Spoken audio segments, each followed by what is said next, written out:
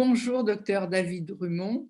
Vous êtes praticien hospitalo-universitaire pneumopédiatre dans le service du professeur Delacour à l'hôpital Necker à Paris. Vous disposez de plusieurs biothérapies qui ont l'indication adolescent. D'une façon pratique, sur quels critères allez-vous vous orienter sur une biothérapie plutôt qu'une autre? Effectivement, chez l'adolescent, on dispose de 3 biothérapies dans l'asthme sévère. Alors, c'est des médicaments qui se donnent tous par injection et donc c'est des médicaments qu'on réserve uniquement à des adolescents qui ont fait l'objet de plusieurs explorations, qui nous ont montré qu'il n'y avait pas de raison de penser que, notamment, il y avait des facteurs dans leur environnement qu'on pouvait modifier, qu'on pouvait changer des petites choses sur leur traitement. Donc on reste vraiment sur une minorité d'adolescents. Parmi ces 3 biothérapies, on a une biothérapie qui est indiquée plutôt chez des adolescents qui ont un asthme qui a commencé dans l'enfance et qui sont allergiques. C'est-à-dire que quand on leur fait des tests d'allergie, que ce soit sur la peau ou dans le sang, on retrouve, une allergie, par exemple, aux acariens importantes. Souvent même, c'est des adolescents qui ont plusieurs allergies en même temps. La deuxième biothérapie disponible, elle s'adresse, à des adolescents qui ont un certain type de cellules dans le sang et probablement dans leurs bronches aussi, qui s'appellent les éosinophiles. Et chez ces adolescents qu'on retrouve plusieurs crises d'asthme sévères dans l'année et souvent besoin de beaucoup de corticoïdes à prendre par la bouche, la deuxième biothérapie semble la biothérapie indiquée. La troisième biothérapie, qui est la dernière arrivée, s'adresse à des adolescents avec un peu d'allergie, un peu d'éosinophiles, qui ont une inflammation bronchique importante. Et cette inflammation bronchique, on peut la mesurer grâce à un gaz qui s'appelle le monoxyde d'azote.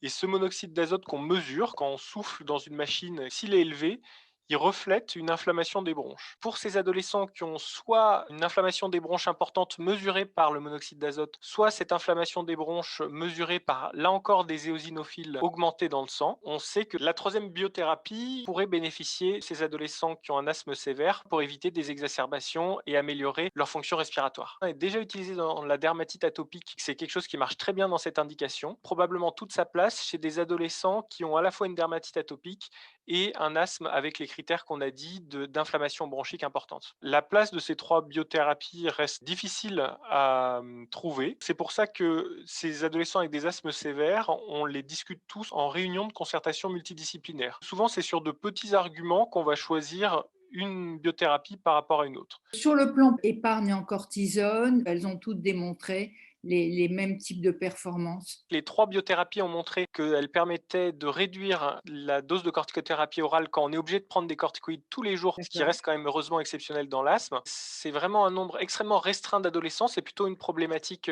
chez l'adulte. Sur le plan pratique, est-ce qu'il y a des différences dans le mode d'administration de ces biothérapies? Ces 3 biothérapies sont injectables, donc c'est des piqûres sous-cutanées comme un vaccin. Ça peut se faire, soit dans l'épaule, soit dans la cuisse, soit même sur le ventre, mais en évitant la zone autour du nombril. C'est des injections qui sont extrêmement peu douloureuses, qui se font tous les 15 jours ou tous les mois. Pour la deuxième biothérapie, Lorsque vous avez un asthme sévère qui a été diagnostiqué chez un adolescent, comment on peut éviter qu'il y ait une situation dramatique qui aboutisse à une hospitalisation avec passage aux urgences? ce qu'il faut surtout, c'est, faire en sorte que l'inflammation des bronches diminue. Parce que ce qu'on sait, c'est que quand il y a une inflammation des bronches qui s'installe, le moindre allergène ou le moindre virus va déclencher une fermeture des bronches extrêmement forte et c'est ça qui va déclencher la crise d'asthme et quand cette fermeture des bronches est extrêmement forte et brutale, c'est là où on peut arriver malheureusement à des décès chez l'adolescent. Donc l'objectif pour nous en tant que pneumologue pédiatre, c'est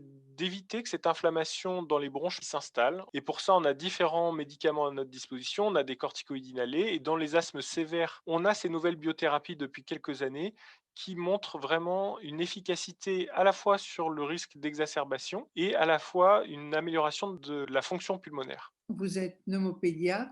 Si vous aviez un vœu à formuler pour l'amélioration de la prise en charge des asthmes sévères chez l'adolescent, quel serait-il? Je vais en avoir 2. Le premier vœu, c'est que ces adolescents soient bien dépistés et qu'ils aient accès à ces biothérapies. Le second vœu, c'est le fait qu'on a besoin de connaître quelle est la place justement de ces différentes, biothérapies pour pouvoir personnaliser au mieux, pour chaque adolescent, quelle va être la biothérapie idéale et ça, c'est encore un sujet de recherche actuellement.